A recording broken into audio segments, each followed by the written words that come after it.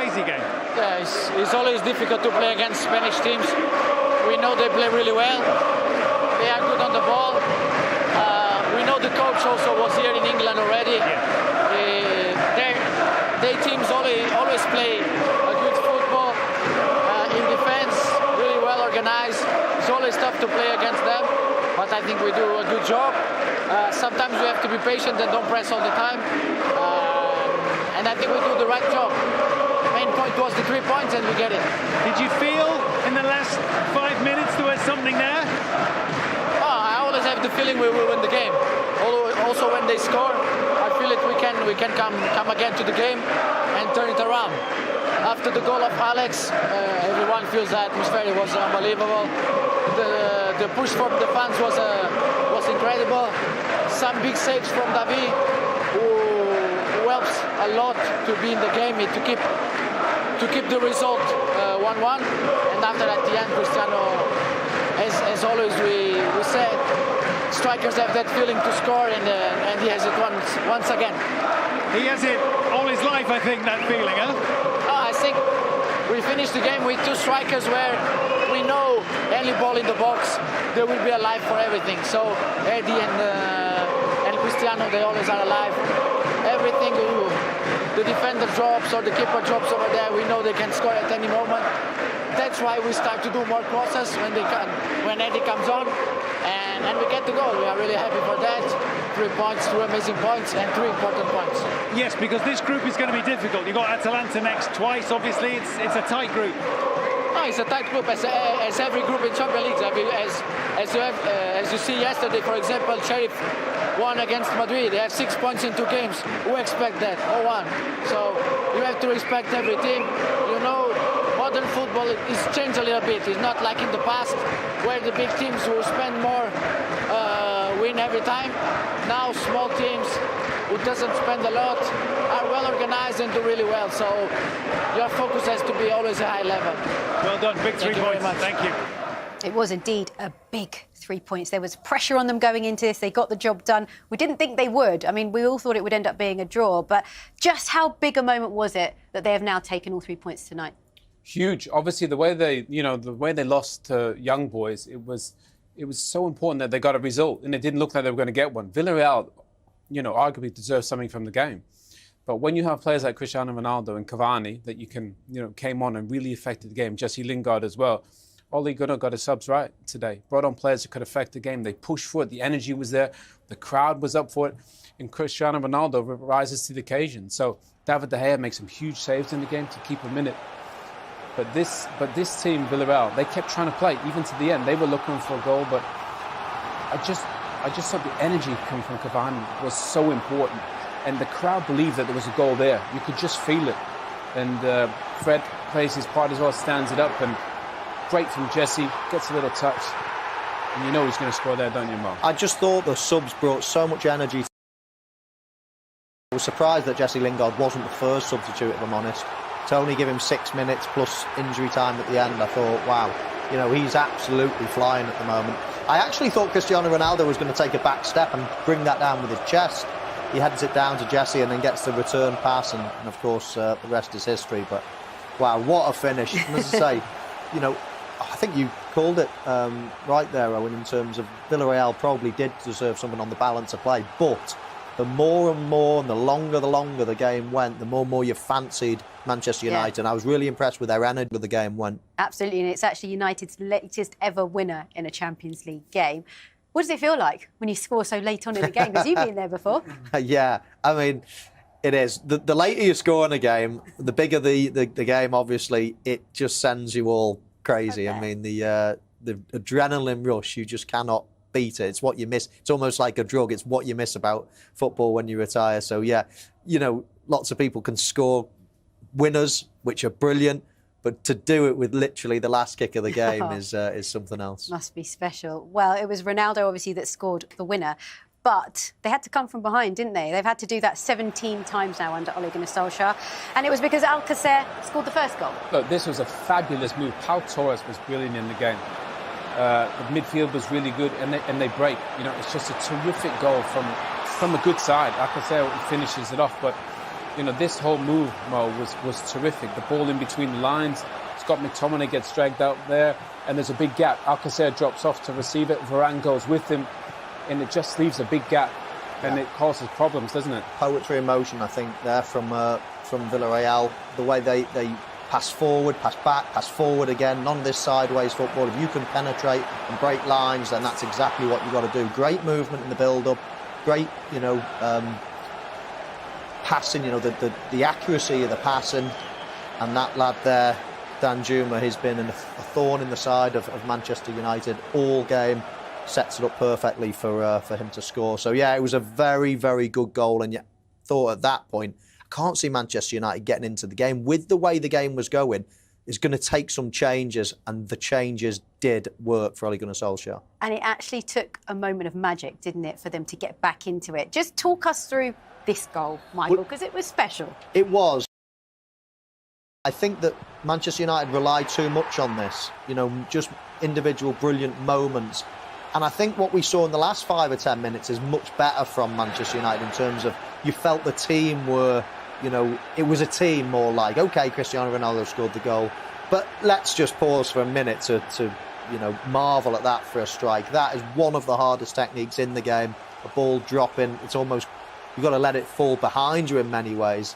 And as soon as he hit it, you're right behind you, just know it's going into that bottom corner. It was one of the great goals Old Trafford has seen in quite a few years. Not a bad time to score your first goal for Manchester United, because that was his first.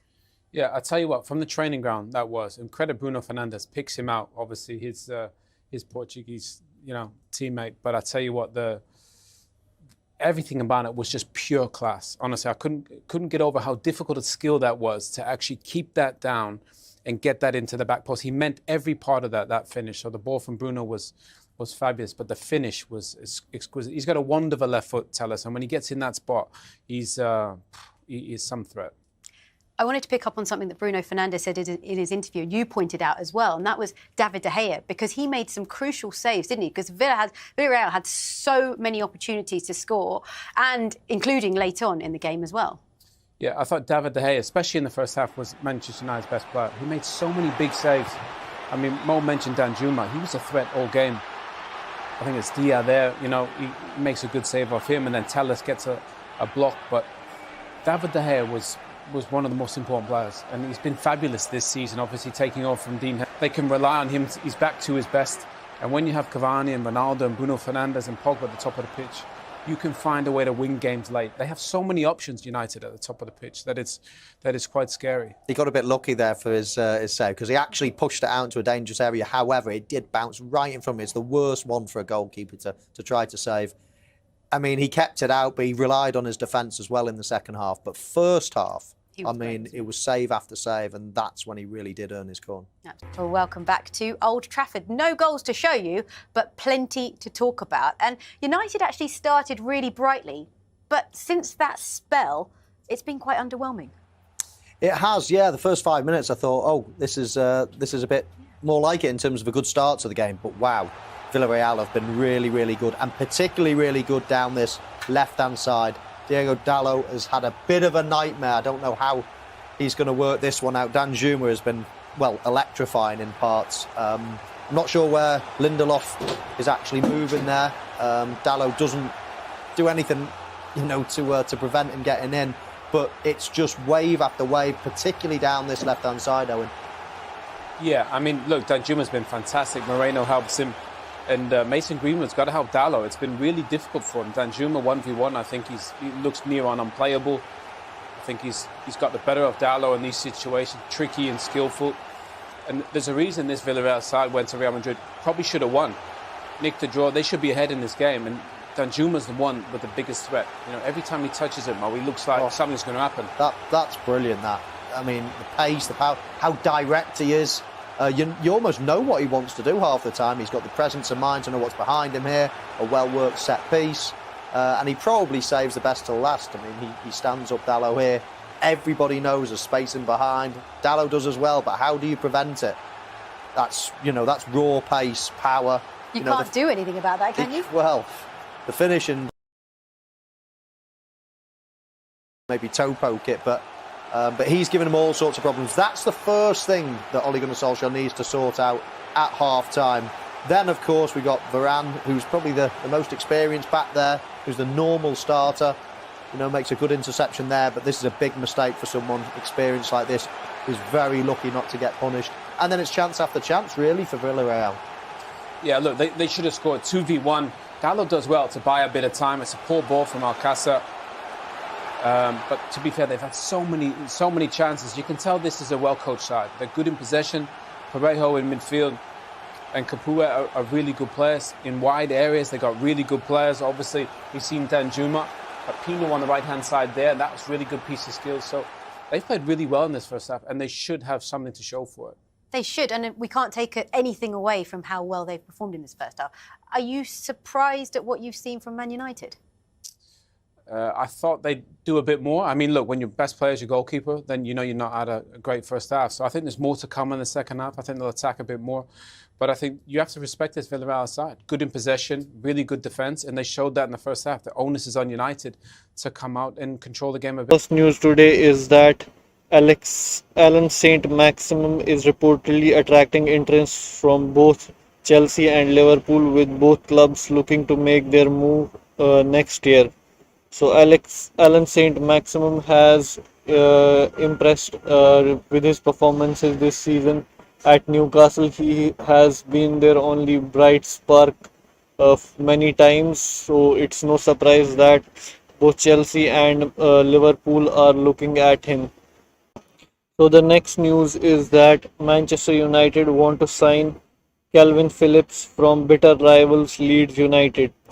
Manchester United are in desperate need of a quality CDM, so it is no surprise that they have Calvin Phillips on their radar, especially considering that Declan Rice will cost a lot of money, around 100 million euros. So Calvin Phillips definitely would be a good cheap option for them. So the next news is that Real Madrid are interested in signing former Tottenham flop Serge Aurier, according to reports in Spain. So the next news is that Erling Haaland is said to have been seduced by Real Madrid as Borussia Dortmund get ready to sell their star player during the summer transfer window in 2022. So it is no secret that Erling Haaland is going to leave Borussia Dortmund next summer, and Real Madrid looks like a good place for him to play, and he might be playing alongside with another wonder kid, Kylian Mbappe. They definitely have the money to sign both of them, considering Mbappe they could get for free and Haaland they could get for around 70 to 80 million. So it would be no surprise if they both started playing for Real Madrid next season. So that's it for today. Goodbye.